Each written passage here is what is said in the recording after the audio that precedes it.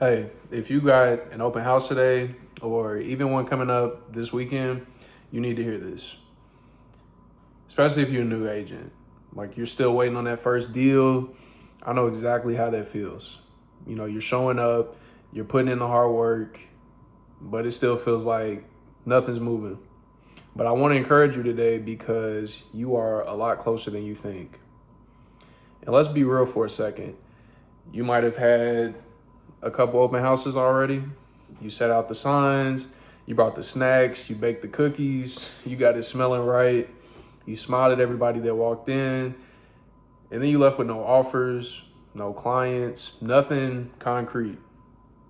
And that can start to mess with your head a little bit because you start asking, like, am I cut out for this? When is my first deal gonna come?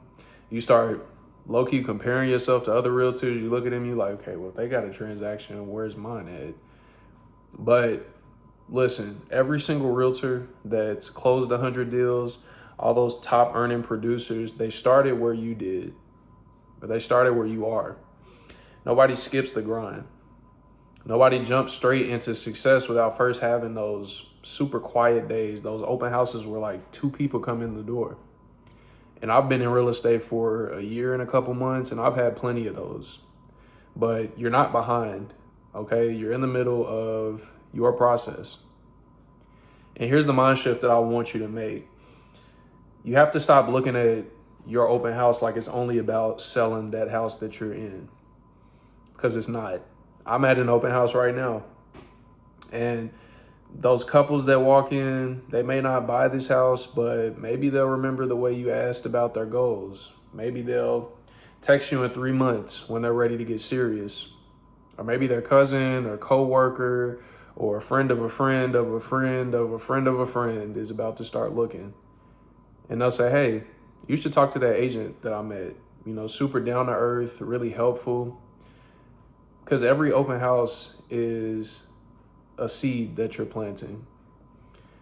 Some sprout right away, some will take a season, but the only way you lose is if you stop planting in general. So if you have an open house today, here's one thing I like to challenge you to do. Don't just sit behind the kitchen counter. Be moving, be up, greet people at the door. Instead of running through a sales pitch, ask them questions like, okay, what's most important to you in your next move? Space, location, or timing? Where are you coming from today? I had a couple come in here and they had Chiefs jerseys on, so I felt kind of dumb asking them where they were coming from, but luckily the game was after this. Another question is, what do you wish you had in your current place?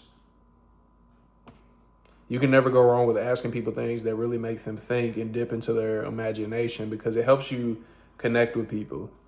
And those are the things that people will remember about you, especially potential clients. They'll be like, he wasn't just sitting there trying to run down a sales pitch. He was really asking me what I think, how I feel about stuff. So when you ask and listen, people feel seen. And that's what builds trust. And ultimately, that trust is what leads to clients down the road.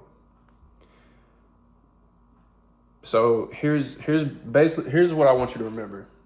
The first transaction that you're waiting for is not going to happen by luck. Okay? It's going to happen because you showed up consistently. And every open house that you do, you're just sharpening your skills. Like, you're getting better at conversations, you're getting better at handling questions, you're getting better at presenting yourself as a professional, you're getting better at just talking to people in general, because that's a skill. And that was one thing I really had to learn coming into real estate, was just how to talk to people, especially with more of an introverted personality and like just being used to not really talking unless someone talks to you first. So it takes you out of your comfort zone in a good type of way, but it pays off in the long run because you get to really connect with people, ask them how they think, ask them what they're looking forward to, their goals, dreams, motivations. So one day you're going to look back at all of this and realize that first deal came because I didn't quit before the breakthrough.